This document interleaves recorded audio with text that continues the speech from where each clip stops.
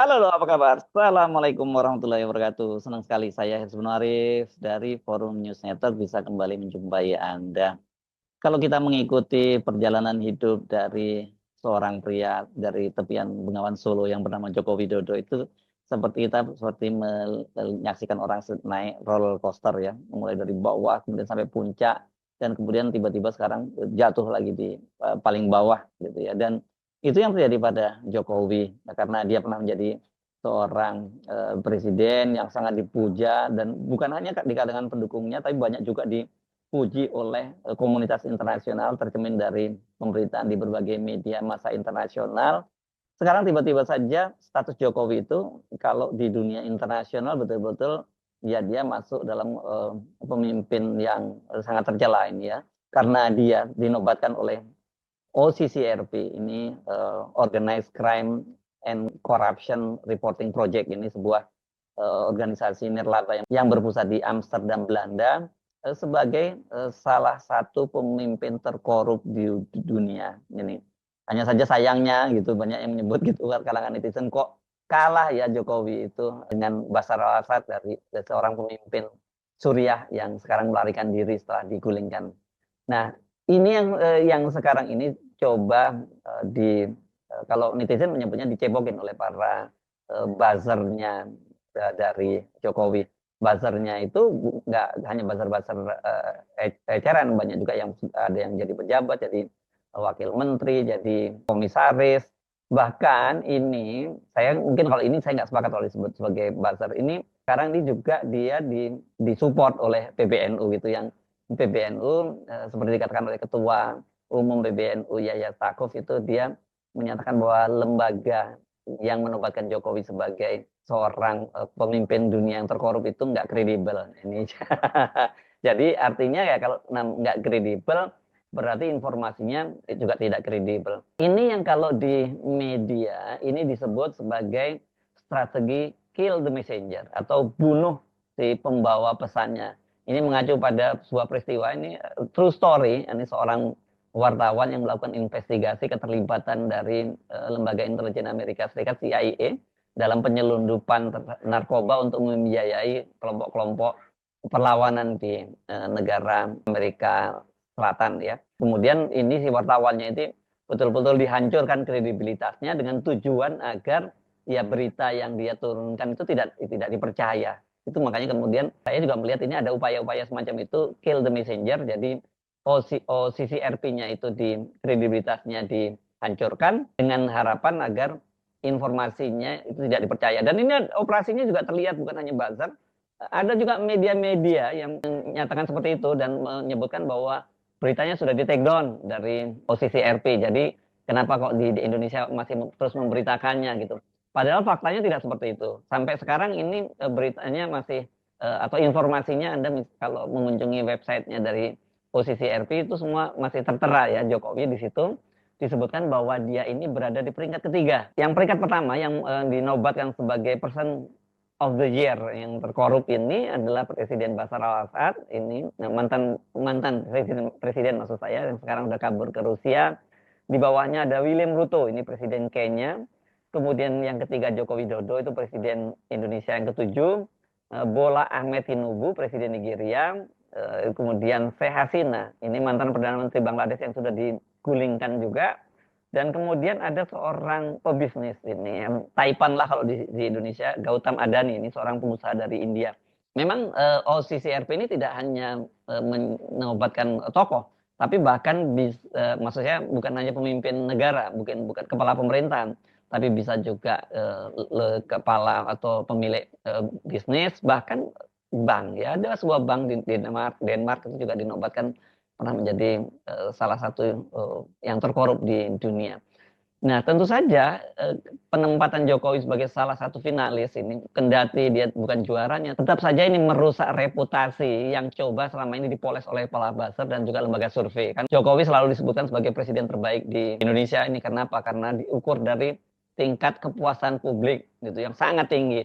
Ya, seorang petani di sana di Jawa Tengah sana yang baru saja terima bansos atau seorang yang tidak punya kerjaan diterima bansos begitu disurvei ya pasti akan menyatakan dia tingkat kepuasannya terhadap Pak Jokowi sangat puas karena dia dapat bansos. Jadi memang ini upaya-upaya yang manipulatif untuk memoles Jokowi. Tetapi ibarat pepatah panas tahun kemudian hilang karena hujan sehari, itu yang terjadi pada Jokowi. Jadi upaya memoles citra Jokowi selama 10 tahun rusak atau berantakan begitu saja setelah publikasi dari posisi RP yang menempatkan Jokowi sebagai salah satu pemimpin yang terkorup di dunia. Ini mau di pelintir-pelintir, mau sama buzzer, mau dibuat disinformasi, gimana lagi caranya? Karena itu sudah jadi konsumsi dunia. Jadi memang ini semuanya berantakan ya, citra diri yang coba ditampilkan oleh Jokowi ini sebagai seorang presiden yang sukses. Dan ini kan kalau kita ingat pada tahun 2014 ketika pertama kali tampil ke puncak kepemimpinan nasional dengan terpilih menjadi presiden, itu Jokowi ini memang bukan hanya dipuja-puji di Indonesia tapi juga dipuja-puji dunia. Bahkan majalah Time, ini majalah paling bergengsi di Amerika Serikat, itu sempat menyebut Jokowi itu sebagai New Hope gitu ya, atau harapan baru dari Indonesia. Dan itu nggak main-main, tampil di covernya. Dan sekarang tiba-tiba dari New Hope dia menjadi seorang pemimpin terkorup. Jadi ini kan benar-benar sebuah realitas yang membuat bukan hanya Jokowi tapi para pemujanya kemudian nggak mau bangun juga walaupun sudah dipentokin kepalanya. Jokowi pada waktu itu memang menjadi sorotan dunia ketika dia berhasil mengalahkan Prabowo Subianto sebagai Presiden Republik Indonesia. Memang ini citranya beda banget ya. Jokowi yang dianggap orang kampung dari tepian Bengawan Solo. Sementara Prabowo ini adalah mewakili elit politik di Indonesia. Ini bukan hanya karena latar belakangnya sebagai putra begawan ekonomi Sumitro Djahadikusumo, kemudian juga dia adalah seorang pensiunan jenderal pasukan khusus bintang 3. Jangan lupa bahwa Prabowo adalah ini pernah menjadi menantu penguasa Indonesia selama 32 tahun, yakni penguasa Orde Baru Presiden Soeharto. Jadi ini sangat kontras yang luar biasa, dan makanya kemudian ketika Jokowi ini menang, ini kan jadi semacam harapan bahwa nggak harus dari kalangan elit politik di Indonesia itu untuk menjadi seorang presiden. Karena selama ini kan selalu seperti itu ya, pasti berasal dari lingkaran elit penguasa. Kita bicaranya kalau Pak Karno atau Bung Karno kan memang dia pejuang, pendiri Republik ini. Dan kemudian dia melahirkan dinasti Soekarno yang kemudian nanti putrinya juga menjadi Presiden Republik Indonesia. Sementara Pak Harto dia adalah elit militer di Indonesia ketika dia terpilih menjadi presiden. Dan kemudian dia berkuasa selama 32 tahun. Pengganti dari Pak Harto adalah B.J. Habibie. Ini juga elit karena dia memang seorang intelektual, seorang ahli penerbangan, dan kemudian dia menjadi semacam anak angkat dari Pak Harto. Dari Habibie kemudian Gus Dur. Jangan lupa Gus Dur adalah keturunan dari tokoh besar ya. Dia adalah keturunan dari pendiri Nahdlatul Ulama Kiai Hasyim Asy'ari. Jadi ini elit juga, elit politik di Indonesia. Setelah Abdurrahman Wahid atau Gus Dur digantikan oleh Megawati. Dia juga elit, dia putri dari Bung Karno. Dari situ kemudian Megawati digantikan oleh SBY. SBY apakah elit? Kalau asal keluarganya bukan, karena dia memang anak seorang perwira pertama saja dari Pacitan sana. Tetapi jangan lupa dia adalah menantu dari seorang jenderal legendaris, Jenderal TNI Sarwo Edi Wibowo. Sementara dia sendiri juga seorang jenderal bintang 3 yang kemudian naik jadi bintang kehormatan jadi bintang 4. Jadi dia tetap elit politik. Karena itu tampilnya Jokowi menjadi presiden itu memberi harapan banyak orang biasa-biasa bahwa mereka juga bisa punya cita-cita tinggi seperti Jokowi. Makanya disebut sebagai New Hope gitu. Dan ini harus diakui adalah keberhasilan dari tim kampanye yang mengemas Jokowi itu sebagai Jokowi adalah kita. Jokowi itu gue banget gitulah ya. Itu yang dicitrakan, dan apalagi kemudian kan Jokowi itu di-package bahwa dia seorang yang sangat sederhana. Kita masih ingat bagaimana itu outfitnya Jokowi itu mulai dari sepatu, celana sampai kemeja putihnya itu diperkirakan nilainya hanya sekitar 600-an ribu rupiah saja gitu ya. Ini beda banget kan dengan citra Jokowi terutama keluarga-keluarganya sekarang. menantunya saja seperti istrinya Gibran yang juga dari keluarga yang sangat sederhana juga, tiba-tiba tampil sangat glamor, pernah kedapatan menggunakan jam tangan seharga sampai 1,7 miliar. Ini kalau dibelikan seragam atau outfitnya Pak Jokowi, ini bisa berapa ribu outfit ya untuk Pak Jokowi gitu ya. Dan luar biasanya pada waktu pertama kali muncul ke pentas nasional itu, Jokowi itu betul-betul mendapat sorotan dari media-media massa sangat besar di dunia ya. Saya menghitung setidaknya 4 atau 5 bahkan saya ini ya. Kalau yang pernah menampilkan Jokowi jadi cover story-nya bahkan penulis dalam artikel yang sangat panjang, yang sangat legendaris tentu saja yang ditulis oleh majalah Time. Pada waktu itu Time itu menjadikan Jokowi itu cover story-nya dan kemudian mereka juga melakukan wawancara panjang dan mengikuti Jokowi belusukan kemana-mana. Time pada waktu itu menulis bahwa Jokowi itu akan memimpin Indonesia karena dia baru memenangkan Pilpres dan belum dilantik. Indonesia kan adalah negara nomor 4 dengan jumlah penduduk terbanyak di dunia, sebuah negara demokrasi yang memiliki kekayaan alam melimpah dan negara dengan populasi muslim terbanyak di planet bumi. Wah, ini memang luar biasa. Kemudian hasil wawancara dari wartawan majalah Time itu dipublikasikan pada tanggal 16 Oktober 2014 atau 4 hari sebelum Jokowi dilantik menjadi presiden. Bayangkan ya modalnya Jokowi dilantik menjadi presiden dan kemudian wajahnya terpampang di majalah Time. Ya, luar biasa. Dan pada waktu itu Time itu memasang foto close up wajah Jokowi sebagai sampulnya. Pada Jokowi mengenakan batik warna coklat, terlihat serius di foto tersebut dan dia memincingkan mata dan tanpa senyum. Pada bagian kiri cover tertulis A New Hope atau harapan baru dan di bawah tulisan tersebut tertulis kalimat Indonesia Presiden Joko Widodo is a force of democracy. Jokowi adalah kekuatan untuk demokrasi. Dan seperti citra yang dibangun oleh Jokowi tampaknya berhasil meyakinkan Time karena Time juga tulisan itu dimulainya dengan gambaran kesederhanaannya ya. Itu digambarkan oleh Time bagaimana Jokowi berbaur dengan masyarakat lewat misalnya ketika dia naik pesawat itu naik kelas ekonomi.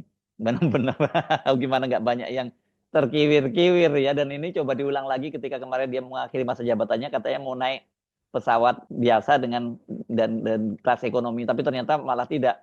Dia naik pesawat VVIP-nya TNI Angkatan Udara dan dikawal oleh sejumlah pesawat tempur. Jadi betul-betul Jokowi memang telah bermetamorfosa. Selain Times, itu Jokowi juga pernah ditulis secara khusus oleh The New York Times. Ini juga sangat berpengaruh di Amerika Serikat ya. New York Times itu harian sangat berpengaruh di sana.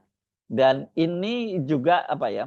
Dia menggambarkannya soal kesederhanaan dan betapa rakyat sangat mencintai Jokowi karena New York Times itu menulis dengan lead awalnya Jokowi saya cinta Anda. Ini rupanya dia mengutip teriakan seorang perempuan yang sedang berdiri di pinggir jalan ketika iring-iringan Presiden Joko Widodo itu melintas di jalan pedesaan di Lombok di Nusa Tenggara Barat. Dan pada waktu itu New York Times juga nggak apa loh, ini nggak main-main memuji Jokowi yang disebut bahwa Jokowi ini nanti dianggap akan membawa pengaruh global. Dan menurut New York Times ini pada Pilpres tanggal 17 April lalu itu lalu itu maksudnya tahun 2014 lalu ya, itu dianggap sebagai penyeimbang kuat di tengah pelemahan demokrasi atau politik orang kuat yang mendominasi. Tadi saya sebut ya orang kuat itu Prabowo itu dicitrakan sebagai representasi dari orang kuat. Karena itu ketika kemudian Jokowi terpilih, nah ini menjadi semacam antitesa dan pada waktu itu Jokowi menyatakan saya presiden bagi seluruh rakyat Indonesia dan demokrasi melindungi pluralisme. Pemerintahan saya adalah tentang harmoni dan menentang ekstremisme. Itu kata Jokowi. Ini luar biasa banget ya. Selain New York Times, itu Business Weekly ini di Taiwan ya ini juga menempatkan Jokowi di halaman sampulnya. Dan dalam artikelnya itu The Weekly ini Business Weekly itu menyebut bahwa Jokowi sebagai intan yang bersinar, pemimpin yang baik dimanapun dia berada. Wah, luar biasa ini. Dan kemudian dia bercerita tentang bagaimana Jokowi pernah 2 periode di Solo, kemudian lompat ke Jakarta jadi gubernur Jakarta dan kemudian terpilih menjadi presiden. Selain Business Weekly ini Nikkei, ini media juga yang sangat berpengaruh di Jepang itu pernah memberitakan Jokowi secara khusus gitu dan tidak tanggung-tanggung itu Jokowi itu muncul di 2 halaman penuh. Dahsyat ini. Jadi Amerika, Jepang, kemudian Taiwan. Nah, Arab Saudi juga, tapi Arab Saudi ini menarik nih munculnya di majalah lifestyle untuk pria yang bernama Ar-Rajul. Di situ Jokowi tidak hanya tampil di halaman muka, ini tapi dia ini tampil di dalam belasan halaman. Bayangkan ini ya. Ini majalah kelas pria kelas atas di Arab Saudi. Di Ar-Rajul ditulis bahwa Jokowi dikenal sebagai pemimpin dengan kepribadian sederhana dan bukan berasal dari kalangan politisi maupun militer. Dan selain itu dituliskan bahwa perjalanan Jokowi menjadi pemimpin pemerintahan mulai dari kelas kota, provinsi hingga negara dan banyak mendatangkan gebrakan baru. Dan kemudian ini unggahan dari Ar-Rajul ini, tulisan Ar-Rajul ini diunggah oleh akun Instagramnya Jokowi. Dan dalam kolom keterangannya menyebutkan bahwa pemberitaan ini tidak hanya menyorot tentang pribadinya, namun juga tentang kondisi sosial politik di Indonesia. Ya memang kalau majalah lifestyle beda, nggak terlalu nyoroti soal politiknya ya gitu. Tapi sekarang Jokowi yang tadinya dipuja-puja bukan hanya di Indonesia tapi di dunia dan disebut sebagai harapan baru itu kan sekarang dia posisinya jadi apa ya, ini jadi posisi sangat terhina karena disebut sebagai salah satu pemimpin dunia yang terkorup. Bayangkan dari seorang presiden yang sangat dihormati tadinya gitu, dicitrakan dihormati, tiba-tiba jadi seorang pemimpin yang dicemooh di dunia internasional. Dan inilah yang kemudian oleh para pendukungnya sempat di downgrade publikasi ini. Bahkan sebelumnya disebut bahwa posisi RP itu sudah mencabut publikasinya tentang Jokowi itu. Tapi sebenarnya nggak benar itu hoax saja itu ya. Karena tetap saja muncul di websitenya OCCRP. Anda kalau mau buka sekarang masih ada kok gitu ya. Jadi jangan percaya kalau kemudian buzzer, bahkan ada loh jaringan media, ini Tribun ini saya lihat memuat berita itu besar-besaran gitu bahwa OCCRP itu sudah mencabut pemberitaan soal Jokowi. Jadi artinya ini salah pemberitaan itu gitu. Dan seperti biasa FNN juga diserang oleh para buzzer Jokowi itu. Jadi sekarang ini kalau kemudian Jokowi masih tetap ada pemujanya yang mencoba mengglorifikasi Jokowi, ya percuma saja karena ini seperti bunyi pepatah, panas selama setahun dihapus oleh hujan satu hari. Karena upaya membranding Jokowi dan dia sebagai seorang pemimpin yang sederhana kan sekarang sebenarnya udah berantakan sekali ya. Dan kemudian ternyata dia sekarang ditempatkan sebagai figur yang terkorup gitu. Tapi kemudian kan kita membaca komentar-komentar dari pendukungnya Jokowi yang mempertanyakan belum ada keputusan pengadilan kok sudah disebut sebagai terkorup gitu juga. Dan kemudian juga seperti yang dilakukan oleh Ketua PBNU Yahya Stakuf yang dia menyebut bahwa ini ya dia mempertanyakan kredibilitas dari posisi RP ini. Kemudian soal itu ya apa yang terkorup ya. Tuduhan terkorup itu ya. Ini kan begini banyak. Ini NGO yang wacana yang mereka lontarkan ini dasarnya apa, publik sebetulnya juga tidak terlalu mengerti. Dan kita juga tidak tahu apakah ini cukup kredibel atau enggak. Gitu. Kalau yang menetapkan itu misalnya lembaga tribunal misalnya ya, pengadilan ya, apakah pengadilan internasional atau apa, itu soal lain. Tapi ini NGO ya. Saya juga baru ini dengar ada apa OCCRC itu ya, baru kali ini saya dengar gitu ya. Dan di Belanda itu memang banyak yang begitu. Nah, saya kira sejauh ini ya saya pribadi melihatnya sebagai bagian dari semacam kampanye politik saja, entah untuk tujuan pertarungan apa gitu ya. Tapi kalau kredibilitas kebenarannya saya kira itu masih sangat bisa dipertanyakan apakah itu kredibel atau tidak. Karena orang siapa aja bisa bikin lembaga apa aja, kemudian membuat kampanye dengan cara Yang saya kira semua orang bisa, asalkan ada biayanya. Untuk satu isu apa saja itu bisa. Nah, sekarang kita masuk ke materi perdebatan soal korupsinya. Itu karena banyak mempertanyakan.